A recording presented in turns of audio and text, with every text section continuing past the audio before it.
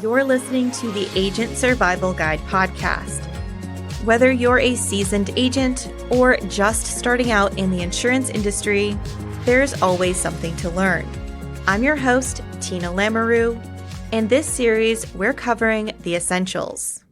If you listened to our recent episode about Medicare enrollment periods, you know we went over 7 different Medicare enrollment periods. Today's episode is a lot lighter because the Affordable Care Act, ACA, only has 2 enrollment periods: the Open Enrollment Period, OEP, and individuals' SEPs, Special Enrollment Periods. We'll jump right in with the Open Enrollment Period, as this has had some recent changes. But first, we will go over how the ACA OEP is operating for Plan Year 2026. The OEP for Plan Year 2026 starts on November 1st, 2025, and runs to January 15th, 2026. During this timeframe, clients can enroll, renew, or change plans in the health insurance marketplace.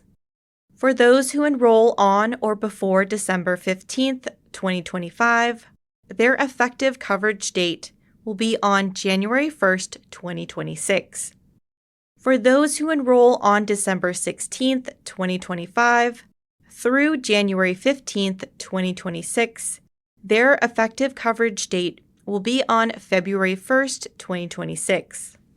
In June, CMS released the 2025 Marketplace Integrity and Affordability CMS Final Rule.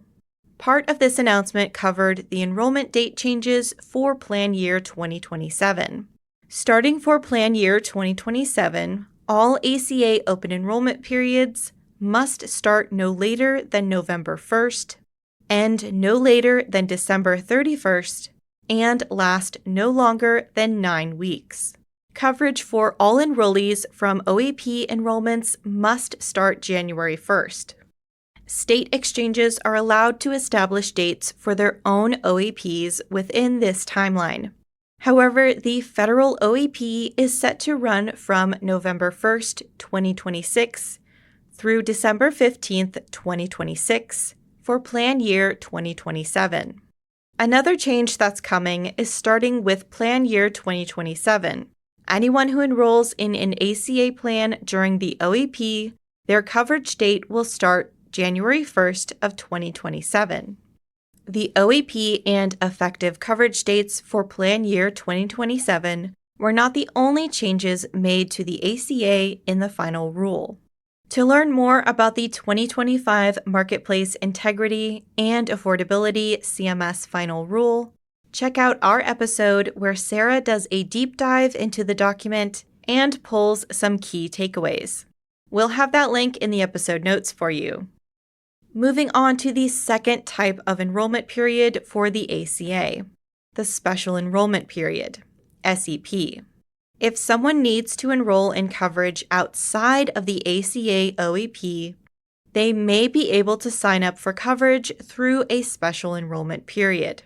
Individuals become eligible for a 60-day SEP through a qualifying life event. SEPs are also used in other types of insurance, like Medicare and Medicaid.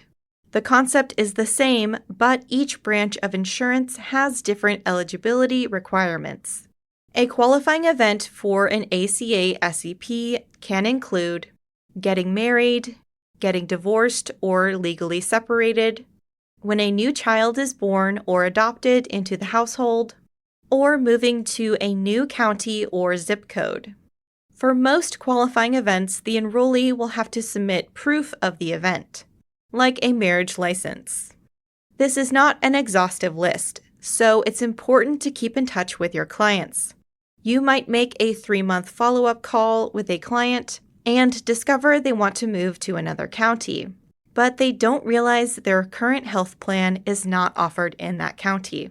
This is a great opportunity to share your knowledge, help them search for a new plan, and offer guidance on the proper documentation they will need to submit to the marketplace for their qualifying life event. As mentioned before, ACA SEPs span 60 days. An individual's coverage effective date will typically start on the first of the month following the month of their enrollment. For example, if someone enrolls in a plan on April 8th, their coverage would start on May 1st. If you want to learn more about ACA plans, Ritter has a dedicated under 65 team to help agents navigate this area of the industry. You can reach out with your questions by emailing us at asgpodcast@ritterim.com, and we'll get you connected with our team. Thank you so much for listening. We will see you next episode. The Agent Survival Guide podcast is a production of Ritter Insurance Marketing, an integrity company.